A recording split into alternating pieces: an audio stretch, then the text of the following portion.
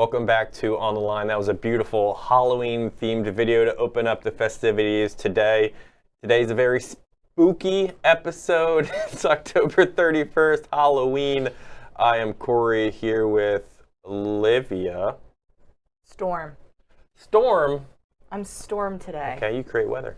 Yes. Thunder, lightning, everything. I'm here for it. You know what are you supposed to be? What do you think I am? What do you think I am? I think we need to ask the people what they think you are today. Well, can you describe your costume? I'm a running lane champion. I'm the running lane championships. And I am ready for December 2nd in Huntsville, Alabama, running lane championships. If you haven't signed up, go ahead and try to do that. Obviously, fun times today, yes. Playing off of Halloween. But today's show also going to be really, really good because we're coming off really exciting weekend of action.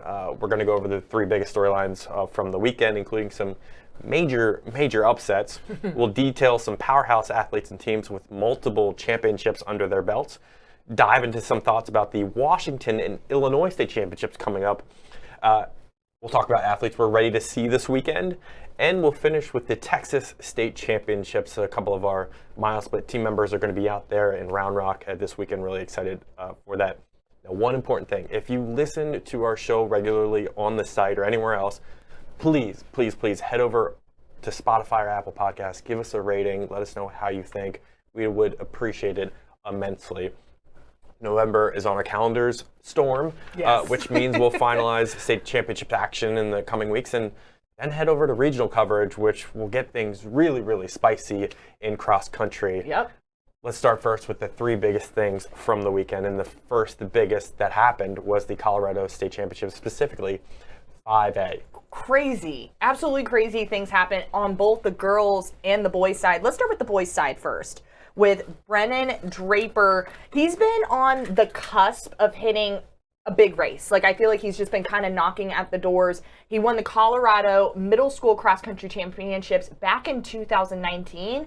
And then this weekend just shook things up that last couple of meters there to grab a 5A Colorado state title to his resume. What were your kind of biggest takeaways from his specific race? I think just the upset in the making. A lot of times the beauty in it is you don't see it coming. Right. We looked into Benjamin Anderson. He was undefeated going into the 5A championships. He was the favorite, and he ran enough that he could have won. But you know, state championships are built for these kinds of performances. And Draper, had a really, really good race. He won his region race. I think that was sort of the precursor to it. And then he comes into state championships, and he runs out of his mind. The two things, obviously, the moment, they always help pull you to these performances, but also sometimes it's the courses. And We've heard enough about Norris Penrose to believe that it is, if you don't get it right, sometimes it comes back to you. So in some ways, that's what happened here. But props to Draper on that awesome victory. Yeah. Now, speaking about the girls' side, I feel like this was, for me personally, probably the biggest surprise of the state championships. Rosie Mucharski of Denver East, a junior. I need to know where she came from because her fastest time of the season going into these championships was 17:51 from Liberty in September. She's also the defending 800-meter state champion, and she used that signature kick that she has to literally charge to the front and win this race. This weekend, she drops a 17:28 personal best. What a perfect time to do that, to win her first title by over 18 seconds over the Air Academy duo Tessa Walter and Mariah Hook, who finished 2 and 3. And I have to give credit to Bethany Mahalik because I feel like I applaud her for almost taking a risk. She went out there with a blazing fast, hot pace, and I felt like challenged herself, and she finished 6th overall and helped to contribute to Air Academy's team title, which I feel like cross country, it's all about the team title too, as well as those individual performances. So Air Academy did a fantastic job, and here comes Rosie doing great things. Yeah, much like Draper, it was the biggest surprise of the 5A championships, and that personal best was 23 seconds better than her Liberty Bell. So what a way to kind of come into your last race as an athlete on this season and do that. I will say there were two other surprise. Well, basically one other surprise on the boys' side. Rock Canyon won the 5A title by 9 points over Mountain Vista, which it was kind of up in the air, but I think beating Mountain Vista and proving that on those stakes was a very good result there. But overall, Colorado just met expectations and then some for sure. And the second huge surprise over in Indiana was in the girls' race, where someone we didn't expect ended up taking the title. Yeah. I remember last week we talked about it, and I was like, Nikki Sutherland is like the go-to girl, right? However, I had Libby Dowty as someone that was like... No, you didn't. Yes, I did. I mentioned her as like someone that could potentially be in the mix. And what ended up happening was Libby like did her thing, and the photo that we have is like her showing the final few meters of this race. You can see the pure determination that she has, and she got after it this weekend. Prior to the Indiana State Championships, she competed at Nike Cross Country Town Twilight. This is where Nikki Sutherland was second to Zariel Makia, and Libby was fourth in this race. And the fact that this weekend the tables turned a little bit more, and Libby finished with a personal best of 17:06 to win the title over Nikki, who clocked a 17:15, and this was her third race under 17:30 for 5K. So Libby got out there and did her thing. But I have to give you credit because you definitely said Libby is someone. No, I didn't. I didn't say that. I said I was worried that we were only looking at Nikki Sutherland. Yes. When that tends to happen, is when these moments, occur. Sneak in. Yeah. I mean, let's be honest. Like we didn't have her on our radar. She was not going to win this race in our eyes going into Saturday. Right.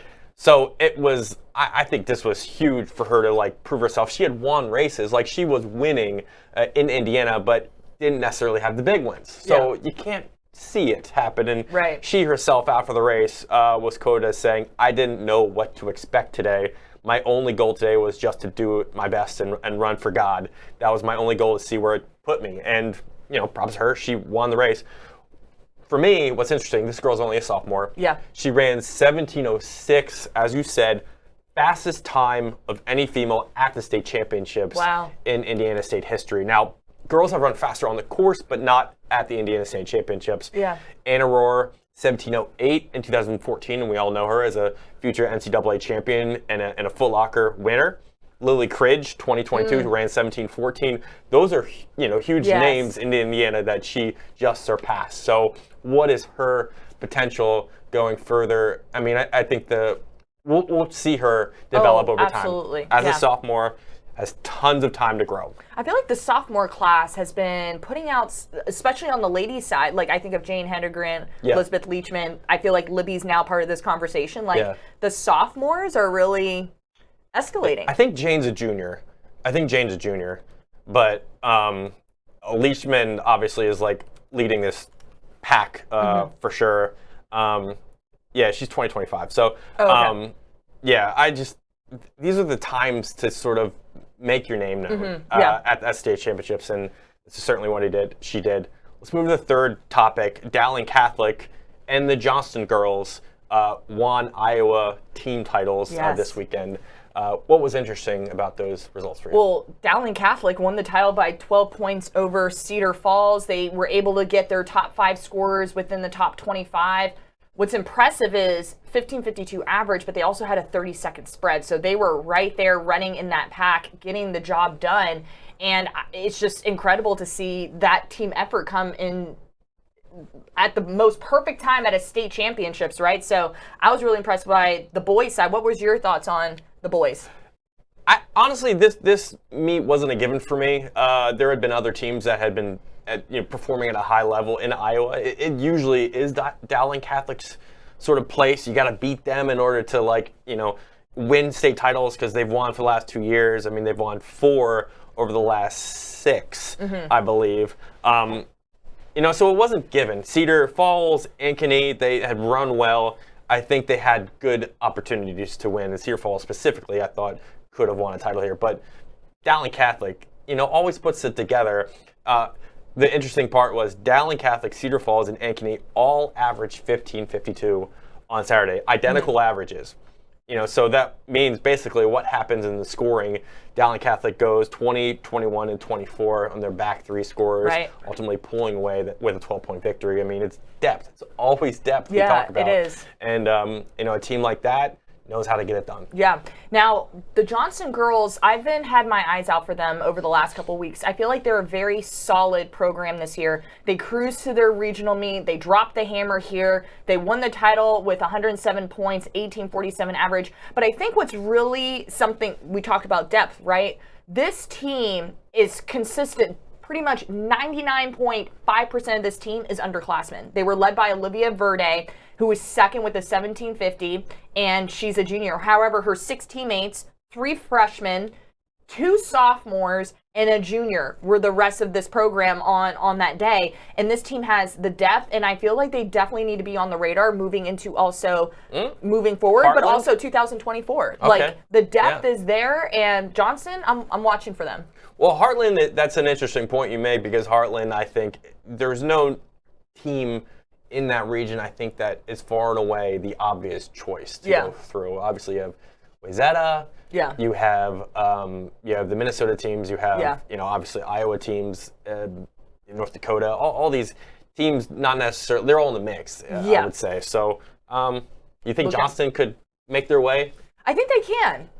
Based off this performance, I think they can slowly creep into that national caliber of a program. But they're definitely on my radar. Okay.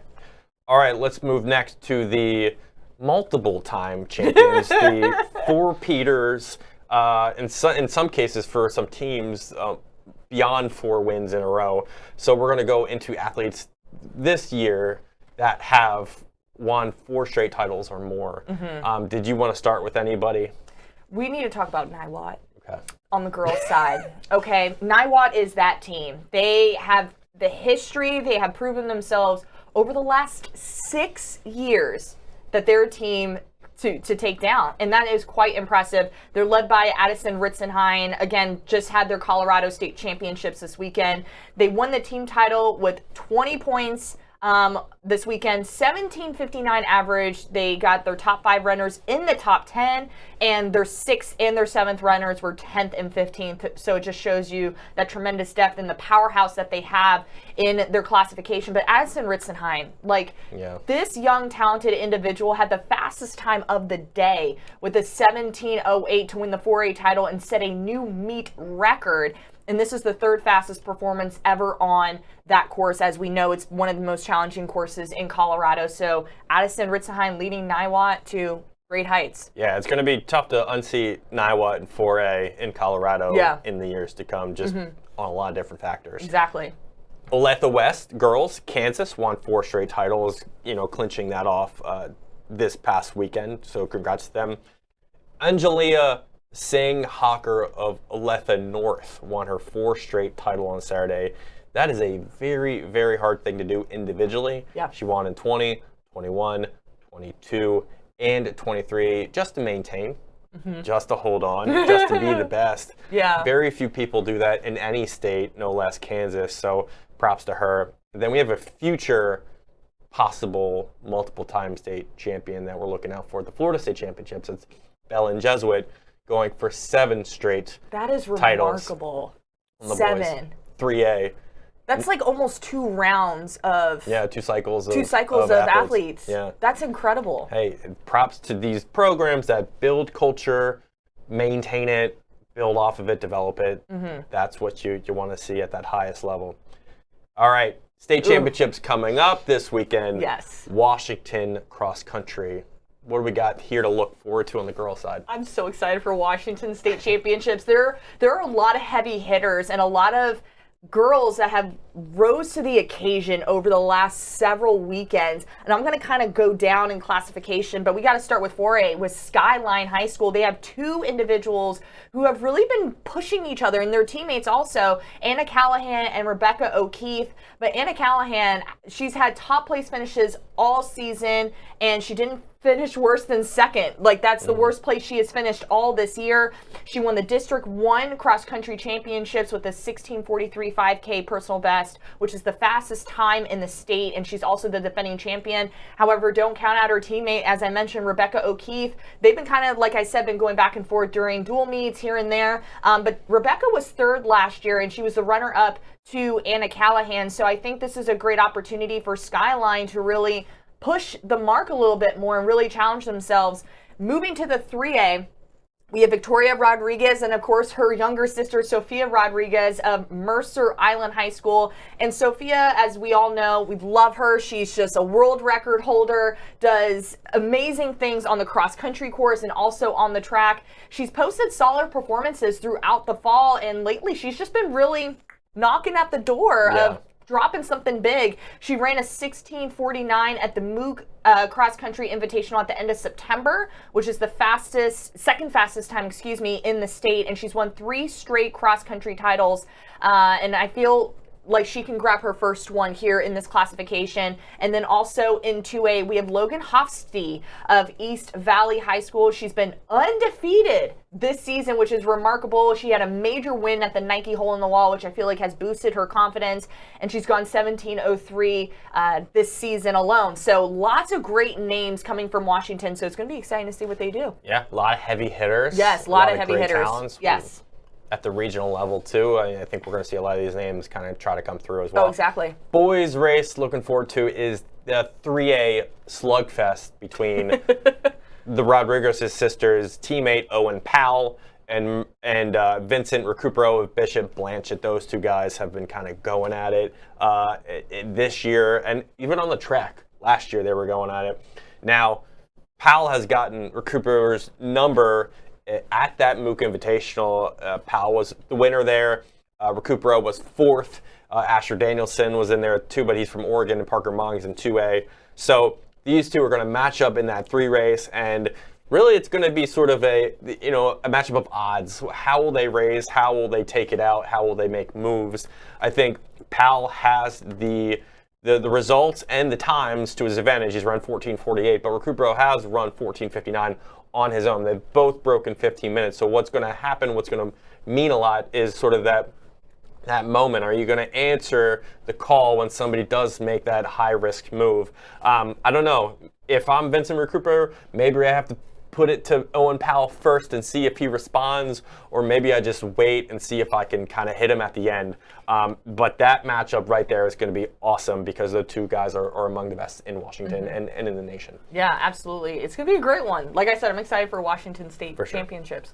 Watch out for coverage on MileSplit. We're going to go next to the Illinois State Championships. Will anyone go after the boys Detweiler title? It was last broken in 2019 by Josh Methner. Can anyone do it in 2023? Goodness gracious, 13:49. That's moving. Back in 2019. Yeah. That is fast. I feel like this is the year to do it. I feel like there's a lot of talent in Illinois that has the individuals that could potentially do it. The number one guy that comes to mind is Dylan Maley of Marion High School. This is his senior year, so of course everyone their senior year is trying to go out with a bang. And he's gone 14 flat this season, and he did that in mid-September. He's been kind of consistently been knocking at the doors. He's gone 14.08, 14 flat.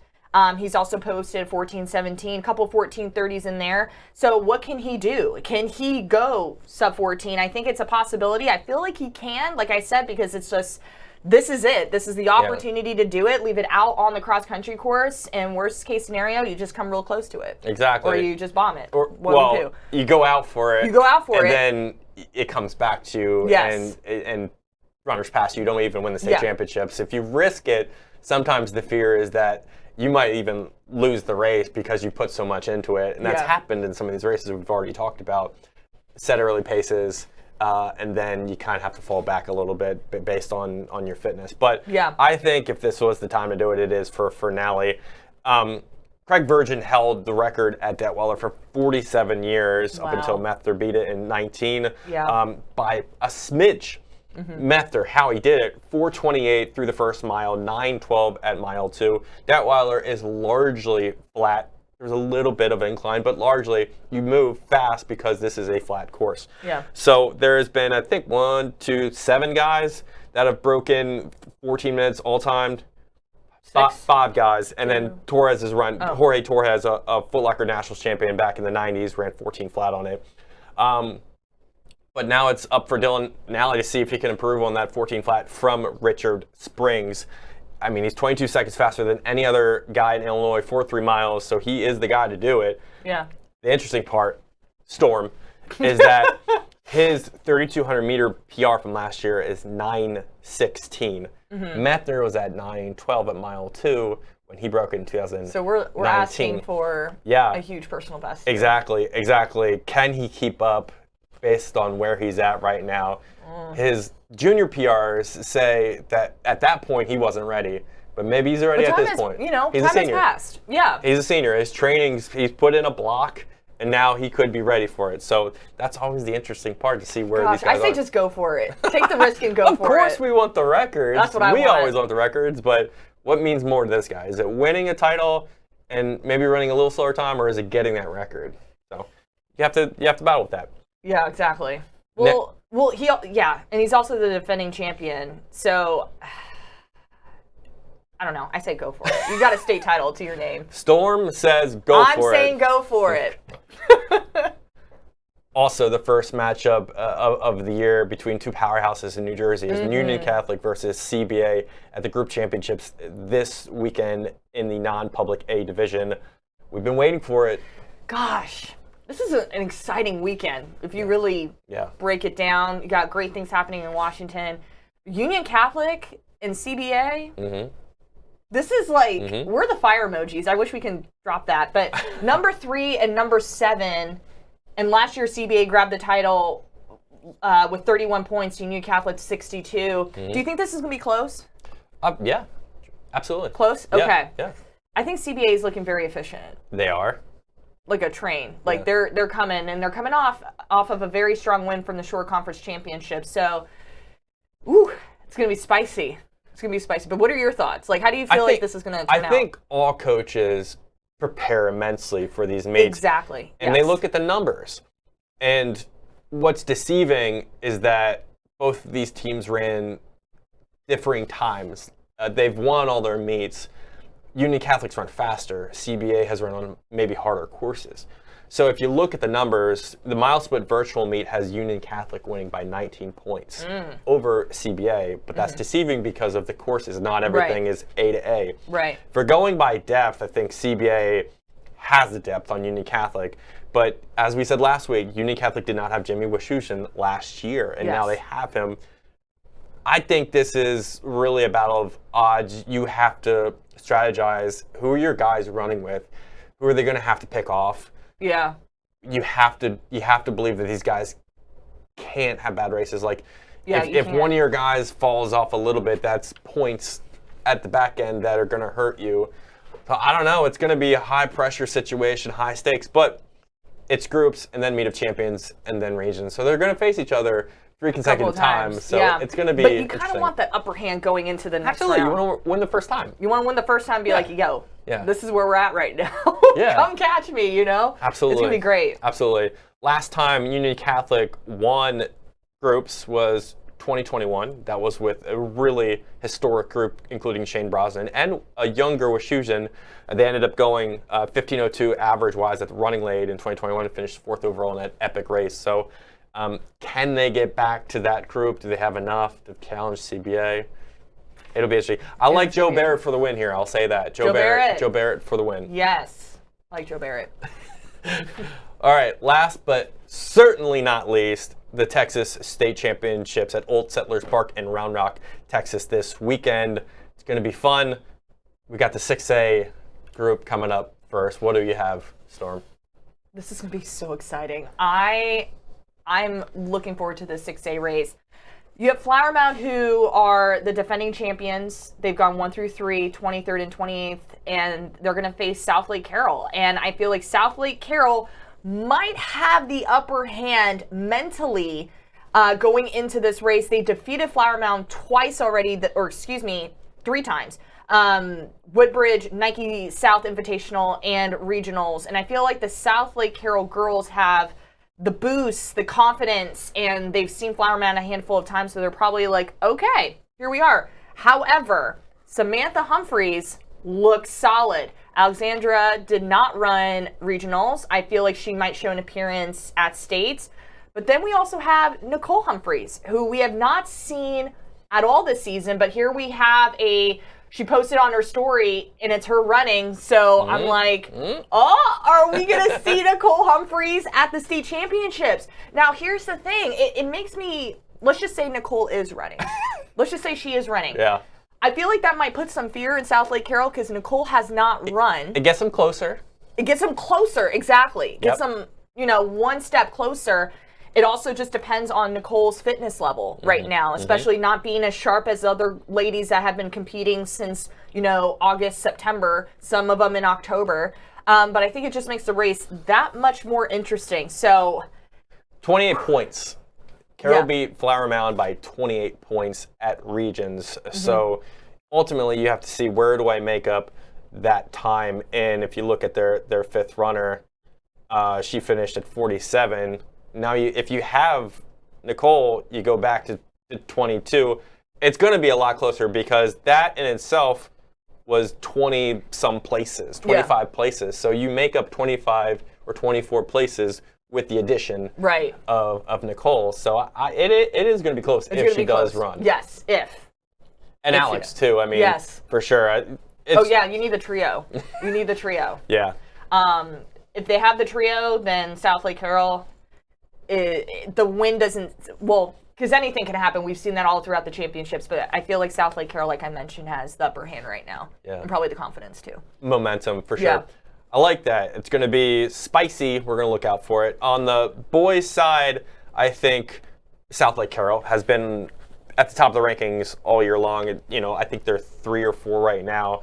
They're leading Texas. They won Region 6A 1. Caden Leonard won that race in Lubbock 15-12. So he looked really, really good. The question will be, will anyone even challenge them for the title?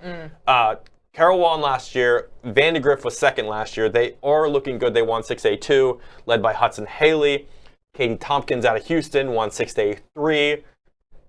I don't know, though, because it's all about depth and averages on a course like Old Settlers, which can run fast. South Lake has history and tradition on it. Personally, I don't think anybody beats them. No. They're top 5 for a reason. They're good this year. So I think Caden Leonard and Jude Alvarez, I think they lead them to another title this year. Yeah, I agree. Is there any question there? No. No. I'm like, there's no argument. I'm right there with you. I feel like South Lake Carroll. We said this about Indiana last week. I literally was just about to say that. We said this about Indiana. I was like, we said this last week. Okay. Hopefully it will turn out the way it's supposed to turn out. Yeah, hopefully we don't give you any bad mojo there. But best of luck to everybody running. Our next topic in Texas. Athletes we're most looking forward to seeing this weekend. Should I go first? I think you should go first. Well, I think we're unanimous here. Fans of her. We're unanimous here. Tatum Goodman of Spring Lake Earth, 3-time champion. She's going for her 4th, so she could be a 4-peater. They're running 2 miles. 4A girls down, so in 1A, Tatum's running 2 miles. Her best time ever for 2 miles on this course at the state championships is 10:59. Record at Old Settlers is 10:39.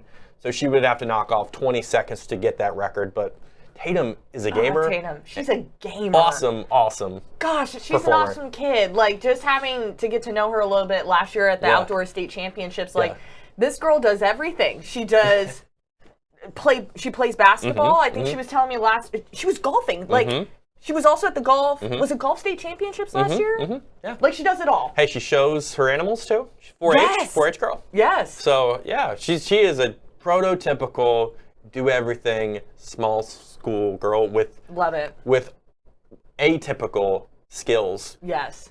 D1 ability. She's going to get a scholarship to perform at the next level, Division I level. Yes. So we're all on the same page with Tatum stuff. Goodman. We love Tatum Goodman. Another individual I've been kind of looking out for her. Yeah. San Juanita Leal from Edinburgh North. Sure. She's going to be in that 6A classification.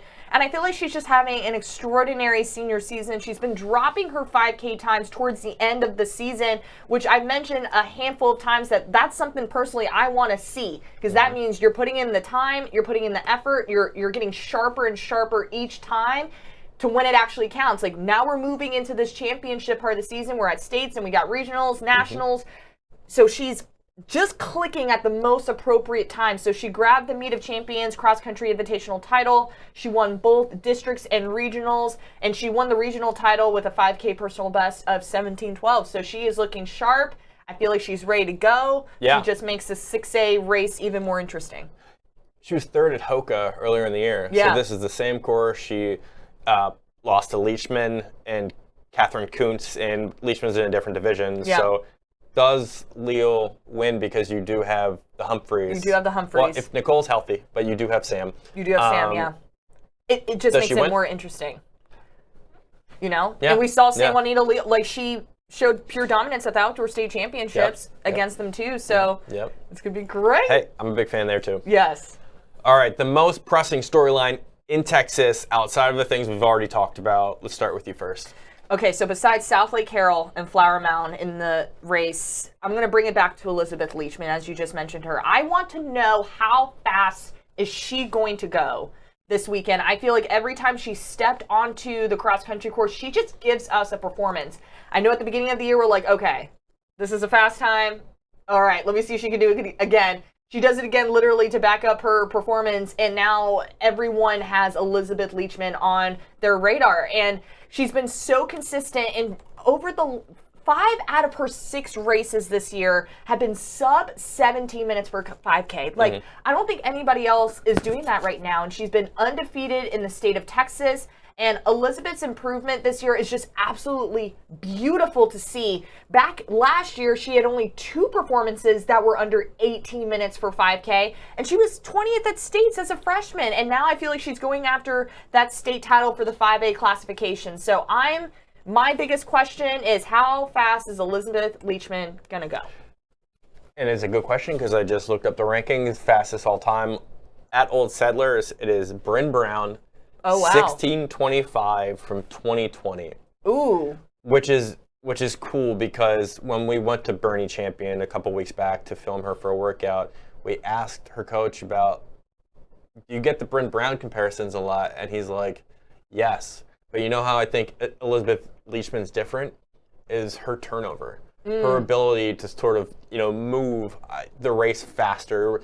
Bryn was always a low striker to the ground. Yes. And Leachman has a little bit more turnover than Bryn had. So, and that's outright speed. Yes. So will we see? We witnessed that speed too. We did, yeah. We saw it. Will she beat 16:25? Is the question. That was an epic race in 2020. Right now, 16:27, I believe, is her 5K best. Yes. From the Jesuit Classic. And the thing is, she's used to running, like, by herself, too. She ran 16:30. Well, honestly, she ran 16:30 at Hoka earlier in the year. She was only 5 seconds off of it. This is the state championships. I say yes. 16:24. Why not? We always say yes. How's the weather this weekend? Oh, is it going to be hot? No, I don't think so. I think it'll be good. 70s? Yeah, for 5A 70s. Races, I think it lines up pretty good for athletes.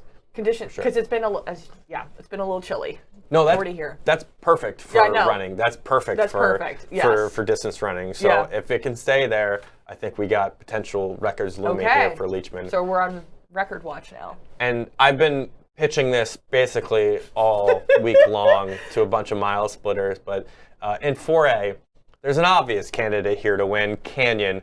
Canyon won last year. They're number 1 in the division. Their 15:51 average is really fast. And I mean, honestly, in 4A, you got to beat them, basically. But in my eyes, can anyone beat them?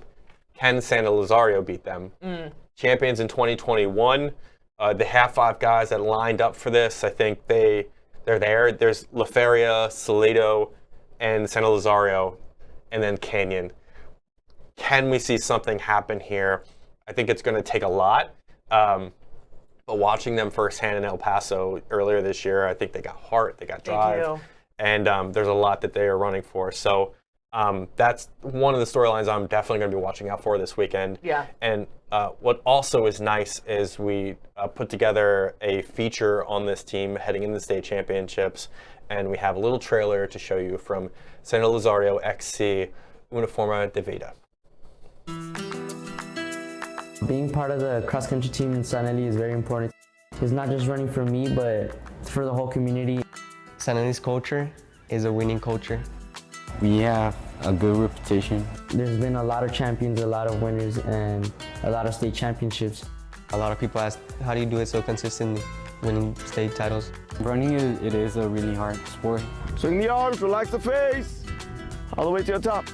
It hurts, it's really mental. But when you have this team, like I do, it's easier. It's not only a team, it's a unique bond that we have. We're a family and we stay strong together. People see my team, they're like, they're Mexicans, they're not gonna do anything. And we don't get discouraged, but we do think about that, and that's when you go the extra mile. These kids know, especially this team knows, that anything can be accomplished. We always win as one, and we always think of our community. It is a part of their way of life. So good. That's the trailer. Drops on Wednesday on MileSplit, so stay tuned for that. We'll also have a Leachman workout on Wednesday dropping as well. So it's going to be a busy week. few days on MileSplit. Woo! A lot I'm of all for coverage. it. Check it out, and we'll be around. You're going to be at the New York Marathon. Yes, Ashley and I will be in New York. November 1st through the 5th or 6th, I think, right? 6th, somewhere Yep. in that ballpark. Yeah, right before National Signing Day. On the 8th, yeah. A lot of good stuff coming up on Yes. MileSplit. Thanks for watching yet again, and stay tuned for all of our coverage on MileSplit over the weekend. See you later.